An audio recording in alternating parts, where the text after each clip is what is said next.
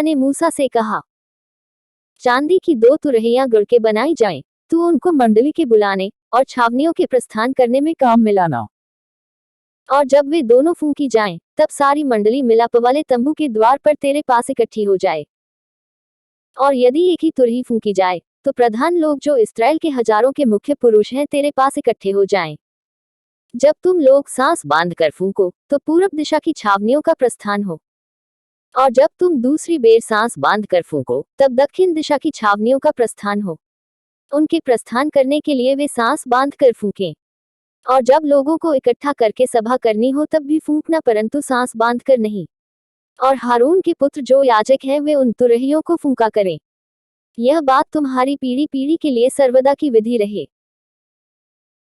और जब तुम अपने देश में किसी सताने वाले बैरी से लड़ने को निकलो, तब तुरहियों को सांस बांध कर फूंकना, तब तुम्हारे परमेश्वर यहोवा को तुम्हारा स्मरण आएगा और तुम अपने शत्रुओं से बचाए जाओगे।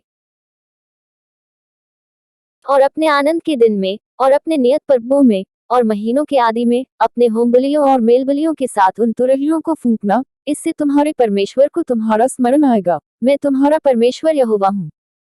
और दूसरे वर्ष के दूसरे महीने के 20वें दिन को बादल साक्षी के निवास पर से उठ गया। तब इस्राएली सीने के जंगल में से निकलकर प्रस्थान करके निकले, और बादल पारान नाम जंगल में ठहर गया। उनका प्रस्थान यहोवा की उस आज्ञा के अनुसार जो उसने मूसा को दी थी आरंभ हुआ। और सबसे पहले तो यहूदियों की छावनी के झंडे का प्रस्थान हुआ, और वे दल बांध कर चले, और उनका सेनापति अम्मीनादाब का पुत्र नहशोन था। और इस्साकारियों के गोत्र का सेनापति सुआर का पुत्र नतनेल था। और जबूलूनियों के गोत्र का सेनापति हेलोन का पुत्र एलियाब था। तब निवास उतारा गया, और गेर्शोनियों और मरारियों ने जो निवास को उठाते थे प्रस्थान किया। फिर रूबेन की छावनी झंडे का कूच हुआ, और वे भी दल बनाकर चले, और उनका सेनापति शदेऊर का पुत्र एलीशूर था। और शिमोनियों के गोत्र का सेनापति सूरी शद्दै का पुत्र शलूमीएल था। और गादियों के गोत्र का सेनापति दुएल का पुत्र एल्यासाप था। तब कहातियों ने पवित्र वस्तुओं को उठाए हुए प्रस्थान किया, और उनके पहुंचने तक गेर्शोनियों और मरारियों ने निवास को खड़ा कर दिया। फिर एप्रैमियों की छावनी के झंडे का कूच हुआ, और वे भी दल बनाकर चले, और उनका सेनापति अम्मीहूद का पुत्र एलीशामा था। और मनश्शेइयों के गोत्र को सेनापति पदासूर का पुत्र गमलीएल था। और बिन्यामीनियों के गोत्र का सेनापति गिदोनी का पुत्र अबीदान था। फिर दानियों की छावनी जो सब छावनियों के पीछे थी, उसके झंडे का प्रस्थान हुआ, और वे भी दल बनाकर चले, और उनका सेनापति अम्मीशद्दै का पुत्र हियजेर था। और आशेरियों के गोत्र का सेनापति ओक्रान का पुत्र पक्कीएल था। और नप्तालियों के गोत्र का सेनापति एनान का पुत्र हीरा था। इस्राएली इसी प्रकार अपने अपने दलों के अनुसार प्रस्थान करते और आगे बढ़ा करते थे।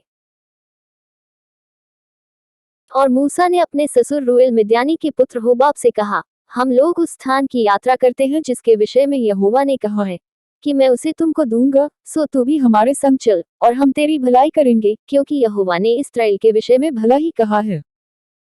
होबाब ने उसे उत्तर दिया कि मैं नहीं जाऊंगा, मैं अपने देश और कुटुंबियों में लौट जाऊंगा। फिर मूसा ने कहा, हमको न छोड़, क्योंकि जंगल में कहां कहां डेरा खड़ा करना चाहिए, यह तुझे ही मालूम है, तू हमारे लिए आंखों का काम देना। और यदि तू हमारे संग चले, तो निश्चय जो भलाई यहोवा हमसे करेगा उसी के अनुसार हम भी तुझसे वैसा ही करेंगे। फिर इस्राएलियों ने यहोवा के पर्वत से प्रस्थान करके 3 दिन की यात्रा की, और उन 3 दिनों के मार्ग में यहोवा की वाचा का संदूक उनके लिए विश्राम का स्थान ढूंढता हुआ उनके आगे आगे चलता रहा। और जब वे छावनी के स्थान से प्रस्थान करते थे तब दिन भर यहोवा का बादल उनके ऊपर छाया रहता था। और जब जब संदूक का प्रस्थान होता था तब तब मूसा यह कहा करता था कि हे यहोवा, उठ, और तेरे शत्रु तितर बितर हो जाएं, और तेरे बैरी तेरे सामने से भाग जाएं। और जब जब वह ठहर जाता था तब तब मूसा कहा करता था कि हे यहोवा, हजारों हजार इस्राएलियों में लौट कर आ जा।